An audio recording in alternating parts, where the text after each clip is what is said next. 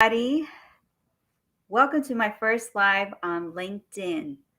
My name is Shri, and I am the owner of Next Level Consulting. I love interviewing entrepreneurs from all over the world from different industries.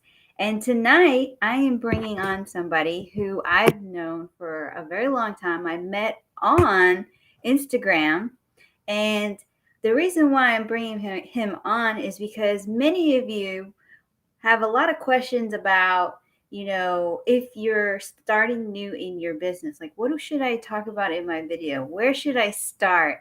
And this particular person knows exactly where to start, and that is with you.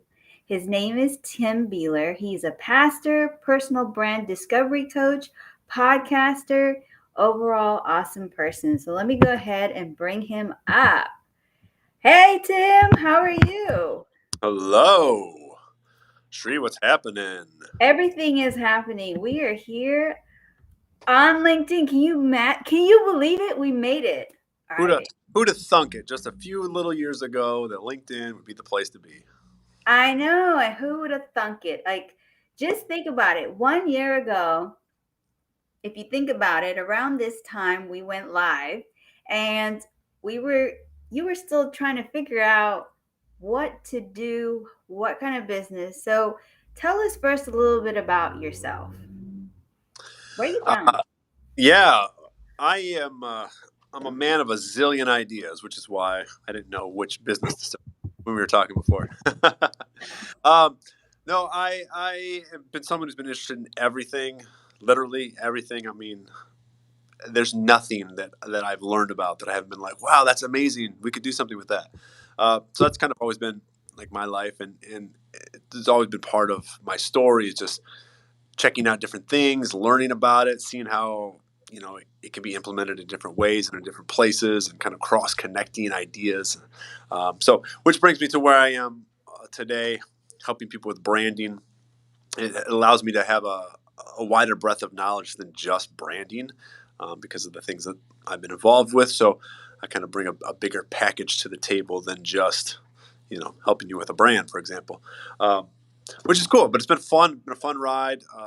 Meeting people, hearing their stories, learning from them, learning about myself through it. So yeah, it's been fun. So, just a little bit about me. Those who are watching or catching the replay, I always take notes. So, if you see me looking down, I'm taking notes because these are gems that I love to use when I put the replay or make even content from it. So, if you're out there with me watching this, make sure you get a notebook and write some and get a pen, because guess what? We're about to share some stuff. So, you were talking about your journey, and when did you realize, or who was it that showed you need to start with yourself? Um, Honestly, I don't remember what it was. I know that. So my friend Anthony and I had been doing a podcast. So he was doing the podcast, and I was helping with content creation from it. And it's largely based on self discovery, self awareness, um, critical thinking. Shifting mindsets, all that. And it was during that time that I really, it was just more introspection. It wasn't really like, where do I start? What do I do? It was just the natural process of like introspection. Who am I? You know, what am I interested in? What do I do? Um, who am I? And out of that, uh, it came, it came for me. Who I was someone who loved to help people, and it was something that happened. And no matter where I was working, no matter what I was involved with, I would always latch on and just try to help one person, like realize their dreams, and get behind them and learn whatever I needed to learn to help them succeed, and encourage them. And what happened is, because I did that process accidentally with myself, what I realized is when I did that, not only did I discover myself, which was super cool, but it opened up like this world of possibility of how I could now apply that, to be a benefit to other people. And I started thinking through that process, like talking to some other people that I knew, and just asking them, hey, have you ever bothered self-discovery? I mean, have you ever thought about like what you like and what you're interested in and like the things that you do no matter what you're doing, right? Like these background things, the software that's always running in the back. Like, do you ever think about that? And when they say no, and we start talking about this, and what I would see is like people coming alive while we talked about it. Like, oh my gosh, yeah, that's right. I love doing that. And I've always been involved with that. And I've always been interested in that. And I'm just like seeing that. And I'm like, I don't think people really come to the career decision often from that place of self discovery. It's usually like what's going to make me money. Like what business is booming right now, what's trending, what can I get my foot into, right? There's a lot of circumstance involved. There's a lot of just luck in life and situations. But if for the people, and not everybody is in that place where they're blessed enough that they can just take a step back. I wasn't for a long time. I just had to work and provide and all that kind of stuff. But when you can really start to think about yourself, who you are, what you're good at, what you're capable of, you open up opportunities that you've never thought of. And that to me has been the most amazing part of this journey for myself and for the people that I get to work with. I agree. I agree. It always, like when you were talking about talking, when you figure out what it is that you can do, not what other people tell you to do, those opportunities start to come in front of you. So let's say, for example, you just started a business and you're trying to figure out, because let's say for myself, let's just think about it. I help solopreneurs get confident to be in front of the camera. But I didn't realize that I could do this because I was, as I was helping people and interviewing them, I realized, hey, many of them have never gone live before. Many of them have never done video. And it was after doing so many that I soon to realize, and it was through my mentor, she was like, you've been working in your purpose. But I just never thought to do that. People Yeah. kept asking me questions. If and even you asked me, what is something that people ask me all the time? What is something that people always come to you for? And these are questions that, if you're new in the game, you don't ask that. So, do you have some kind of like form that you give, or what is it that you do when you're working with somebody? When we first start off working together, it's just there's a lot of questions. I usually give them, 4 or 5 questions, depending on what we've talked about, like in a discovery call. But I usually give them 4 or 5 questions to think about, so that when we talk, we can dive into them deeper. Because it's one thing to answer a question on a piece of paper, and it's another thing to be poked and prodded a little bit to go deeper in it. So we start with questions that look inward, and they look just beyond the surface level of like, what have you done? What do you have experience with? I mean, those things are important, but usually the stuff behind that is the good stuff, the meat. So one of the questions that I love to ask is what do you do no matter what you're doing?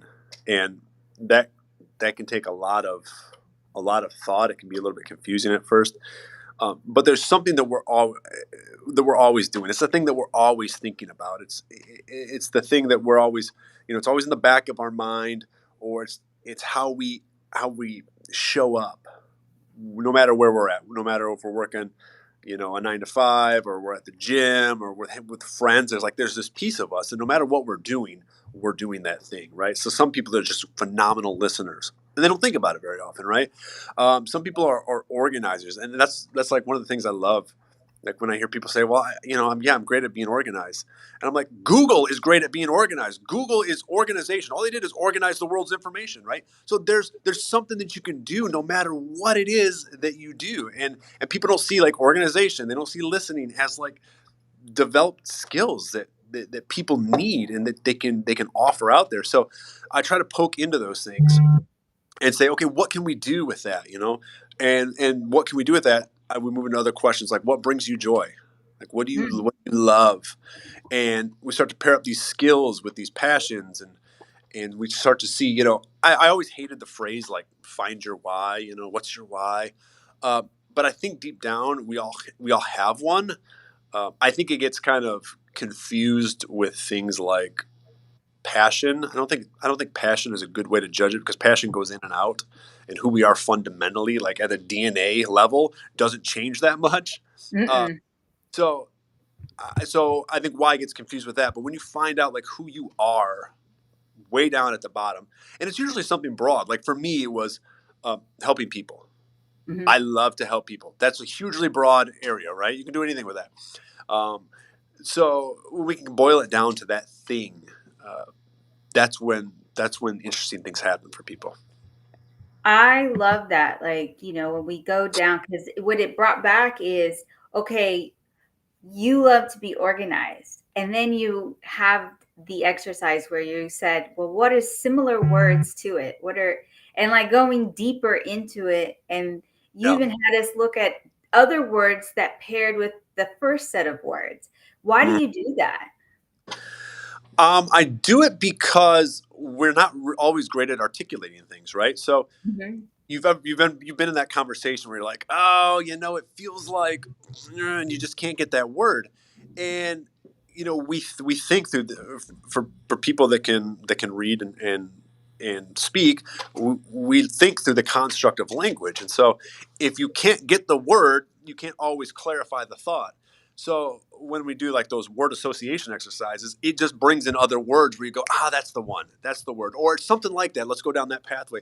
So it just gives language to what's going on in our brains, and sometimes it helps us find like other areas we would have never consciously gone to. Um, and so it's kind of a cheat or a hack into this bigger sphere of who you are. Yeah, because we're more than just what we think we are. There's just so many layers to Yeah. us. And that exercise really gets you to dig deep down. So I just want to, say, my name is Shri. Of course, you can see that. And this is Tim. And we're just getting into how do you go about figuring out what you can do for others? Because it really does stem down to, okay, once you figure out what you can do, what your purpose is, and even though Tim doesn't like it, why, then it's easier to be able to go out there to help others because this is what we want to do. We want to serve. And what I love to do is be able for others to do this, what we're doing right now, doing video, sharing your journey, sharing your story. This is something that you would like help with. Definitely, I would love to be able to. We can start talking about it. Just message me. But if you are somebody who wants to, have a sit down because you're a coach and you're struggling to be able to stand out amongst all the coaches that are out there, this is the best conversation for you to listen in on. So when somebody comes to you and says, well, coaching has a bad connotation, so many people have been burned by a coach, how do you respond to that? Um, I definitely think that coaching like now. I wrote an article about this the other day that coaches are dead. Coaches are dead because everybody's a coach, and Yeah. because everybody's a coach, there is so many poor coaches or ill-equipped coaches or people who think that they're coaches when they're not coaches. And I don't mean that negatively. I'm not saying on my high horse that I'm better. But this goes back to the whole thing that I do, the self-discovery piece. I talk to so many coaches who, by the time we're done, realize they're not actually coaches. There's something Mm. else, and that's part of it. But so yeah, I think coaching is dead in the sense of I don't think you can walk around anymore and just say like I'm a coach and people be interested. I think that's a great way.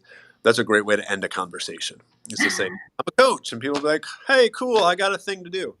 Um, so to boiling into, even if you are a coach, like boiling into what it is that you really, really, really do, because everybody's a coach. Um, and so I just did a funny reel on this. I thought it was funny, at least a funny reel on this today, where um, you're not a coach, you're not a life coach, right? You're a fulfillment optimizer or something like that. And the idea was not that's like a great phrase or anything. The idea was that to dig deeper into what it is that you do instead of going around using vague generic terms like life coach and mindset coach and mean, people understand the concept of it, but it doesn't give you any real information. So digging in deeper to what it is that you actually do, which is why I'm not a coach. I'm a consultant, but I do self discovery. That's what I do, and it turns into branding in a lot of ways. Because once people figure out who they are, then there's that communication of it, right? Um, there's that putting out that perception so other people understand. But I don't do coaching, and so when people say they've had bad a bad taste of a coach, or they've had bad taste with coaching, I completely understand. Absolutely, there's there's enough coaches out there that you know they're bad, and so I never try to convince people that, oh, I'm a different kind of coach, or I do it differently. I just say, listen, this is what I do. These are the results I've gotten. If that works, let's talk. If it's not, no worries. I mean, not everybody's going to fit. Not everybody fits. Like, you may not fit with me, and I may not fit with you. And so, um, kind of working through that together is an important piece. And having that dialogue up front, saying, I'm hesitant about a coach, or I've had bad experiences. I think that's a great conversation to have when you start off something like this. I really liked how you said, we don't say that you're a life discovery coach. You are, you tell how you get the transformation. Is that right? You talk about what it is specifically. So I always liked. There was a viral thread, and I did a post on this the other day. But the viral thread was about how clever the invention of the walkie-talkie was. Not just the invention itself, because the invention itself, at its time, wireless connectivity was huge, but to communicate the idea of it to people, to say it's a walkie-talkie, you walk and you talk, which you couldn't Mm-hmm. do because you were on a tether before that, right? So you can walk and talk. It boiled down the essence of the value of this thing into two words. And so there was this whole viral thread on what if we named other things, based on that essence function. And two of the favorite ones that people always thought was like the defibrillator, right? Which is a tough word to say and it doesn't make a lot of sense. So they call it the hearty starty, right? Because that's what it does. It restarts your heart. Or the pregnancy test, which is the maybe baby, because like you're in that, like, am I pregnant? Am I not pregnant? So when you can get down to the essence of something, you can like see its function and you can see its value a lot better. And so that's why I challenge people to rethink the title. Even if they end up with the title life coach, can they communicate it differently when they talk to people? Can they communicate it simply and clearly? I love it. I love it. Like thinking outside the box, thinking about the big picture, thinking about, how can you stand out? That's that. I loved your post about, you can either be you had a lady wearing what was on the carpet, or you can stand out and everybody sees you and they're like, hey. Yeah. So tell us a little bit more about your app and your newsletter. How do we get on it? How does this work? Man, join the newsletter. You know why? Because it's fun. No, every week I do an email, and in the email, what I try to provide are like practical, right now, actionable tips to make your brand stronger. I usually give a homework assignment every week, like do this week, do this just to make it better, and then I also try to provide a lot of resources and tools that people can use. So anything from branding tools to marketing, content creation tools, email mastery tools, like just things that people can add to their tool belt. Um, again, to make it's one thing to do what you do, right? Whether you're a coach or whether you're an entrepreneur in whatever sense, you got to do what you do. But then there's all the back end stuff that you got to do so that you can do what you do. And if I can make that simpler for coaches and for entrepreneurs, that's part of, like, I want to help people succeed. And so there's so many things going on. There's so many tools out there, amazing tools. So I just try to keep aware of what's going on so I can provide that as well. So you can jump on my Instagram. It's my featured on my LinkedIn, which is, I don't know where I'm actually pointing right now. We're on your Instagram because you're like, you can follow me on Instagram. So I was like, okay, let me show you your Instagram. Yeah, so it's in the link there in the bio. It's on my LinkedIn featured area. So yeah, jump on it. It's fun. I love hearing back from people. It's not a monologue. For God's sake, it's not a monologue. Like, have a conversation and work through. And I'm always there to answer questions or to be challenged on something. I love that. So about challenges, this is our first live together. not, let me take that back. We have done multiple lives on Instagram. But Yes. today we're doing a whole live by ourselves here on LinkedIn.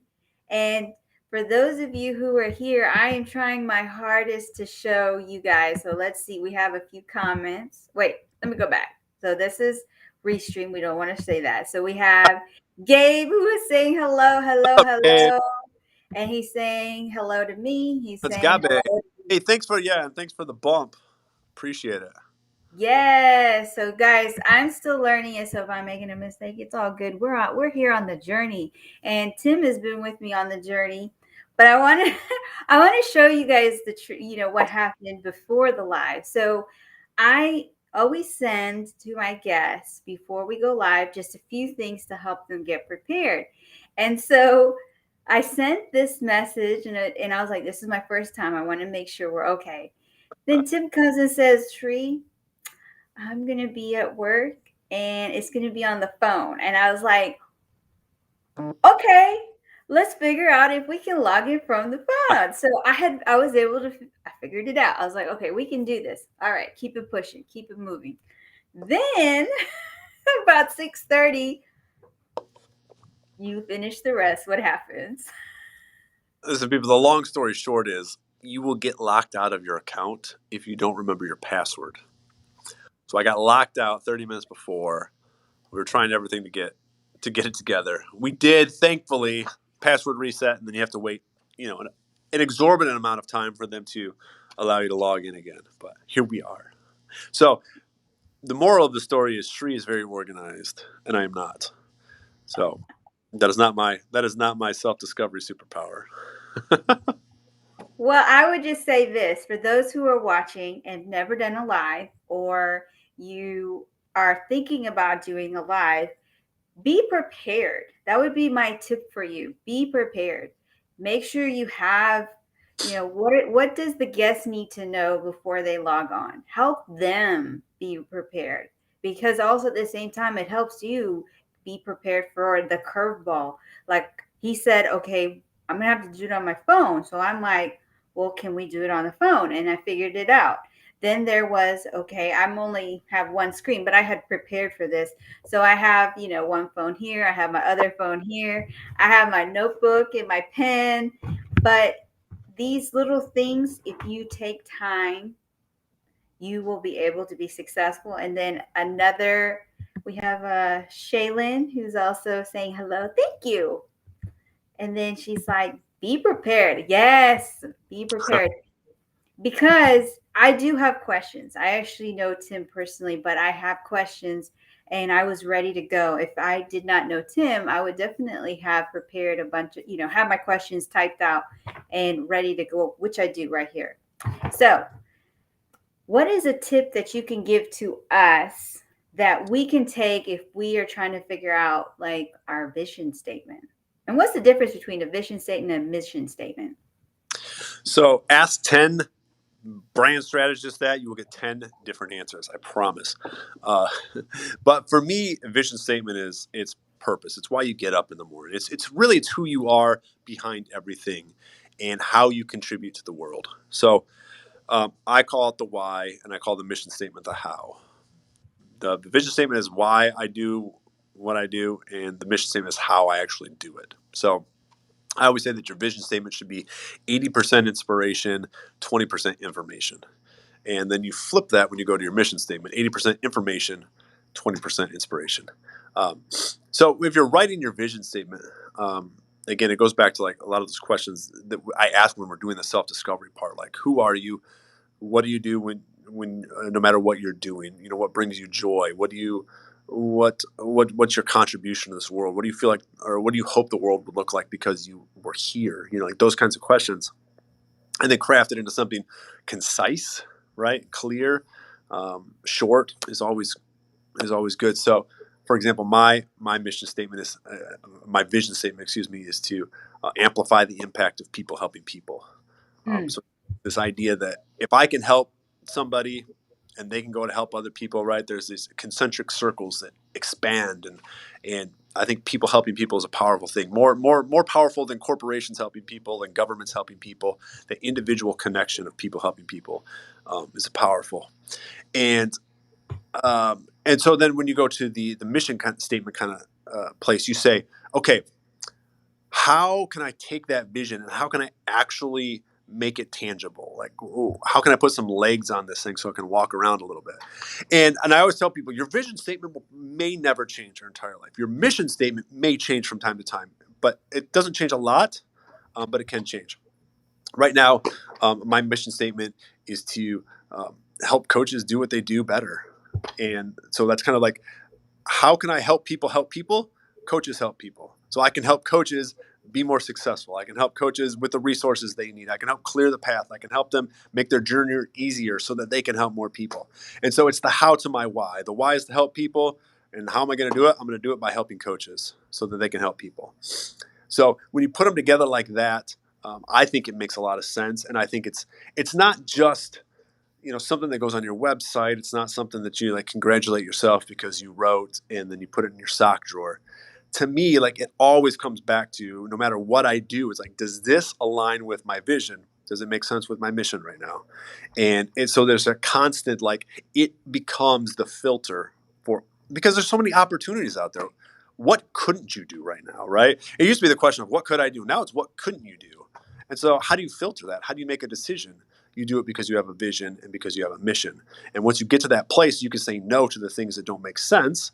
You can begin to focus, which creates obviously like impact, momentum, all these types of things. So that's how I see it. Well, for those of you who are watching, you just heard what's the difference between mission and vision, how you can sit down and figure out, obviously the vision is a lot shorter than the mission. And over time, the mission can change, but not the vision. So I want to get into, some of the few last questions I have, which is one is video. So how has video given your business visibility? You know, video has been, I don't really like making reels and I don't necessarily love like sitting down and recording videos, but I like doing lives. And that has been a huge boost for me. Lives are a great way not only to like flesh out an idea, you get some more time, you get some face time like this, but it's also a great way to, borrow audiences. It's a great way to collaborate and to leverage um, other networks, which is, huge obviously in this world. And I would say that I probably get at least 50%, if not more, of my followers, um, and my connections, even my clients, from lives that I've done. So it's a huge tool for me. It's been, it's one of those things like I've never been afraid of speaking in front of people. I've never been afraid to talk and to be questioned and all that kind of stuff. But I don't like to sit down and make videos. So lives they've been the way to do it for me. So how can you help? What would you share to somebody who's struggling with doing that first video or doing that first live? What is some wisdom that you would share with them? You know, I would say my friend Harrison on Instagram, he gives this kind of assignment, if you want to call it that. But he said, like, if you're afraid to show up on video, um, start by doing a video journal every morning. Do your camera so that you can see your screen, back facing camera, turn it on, record, just do like a morning journal. Hey, today is whatever day. I'm having this for breakfast right now while I do this. I'm hoping to do this and that and the other thing today, or do at the end of the day. Hey, this is the date and this is what I did today. And it just gets you used to being in front of a camera because it's different than face-to-face conversation, right? And so it can throw you for a loop. So if you can get comfortable doing that, even if you're not recording, if you just have the camera on and you're getting used to seeing yourself, it's a great way to loosen it up and to get used to it. And then have a conversation with a friend, somebody that you trust, someone that you know, someone who's not going to, set you inadvertently set you up with a challenging question or put you on the spot, but just kind of ease your way into it, and you'll find in this day and age, you don't have to use video, right? You don't. There's nothing that you have to do, but video is certainly a driver right now. We see it in all the numbers on no matter what the platform is, no matter what the medium is, that video is driving interaction and is driving positive impact. I agree. I agree. And if you are out there who want to know that, not want, know that video is important, want to get visibility, but you're afraid or you hesitate, I would love to be that friend that can help you get past that so you can do video and you can do live streaming. Tim, now let us know the hardest question be besides that a fact that I can show it here. How do we connect with you? Instagram is my business card. I'm on LinkedIn. I'm trying to be more of a presence there, but I also believe in being great at something before you start to expand. It's one of the things I talk about a lot of times when people are like, I feel like I need to be everywhere. There's all these platforms. I'm missing all this engagement. If you try to be everywhere, you will end up being nowhere because you won't really focus. So Instagram has become that's my somewhere right now. Jump on Instagram, jump on the email, shoot me a message. I feel like I'm relatively approachable, and yeah, I'd love to hear from you and what you're working on and just your thoughts in general without selling you anything. For those of you who are on the live right now, thank you so much. For those of you who are catching the replay into this point, you are the real one. Definitely take time. Go check out Tim's profile, connect with him, blow up his inbox, ask him all the questions you have. And if you really, really just don't want to ask questions, but just get on a call with him, definitely schedule that. So I want to say thank you to everybody. I want to say thank you, Tim, for being my first guest on LinkedIn. Here we are. And until the next live, have a wonderful evening, everybody. Bye.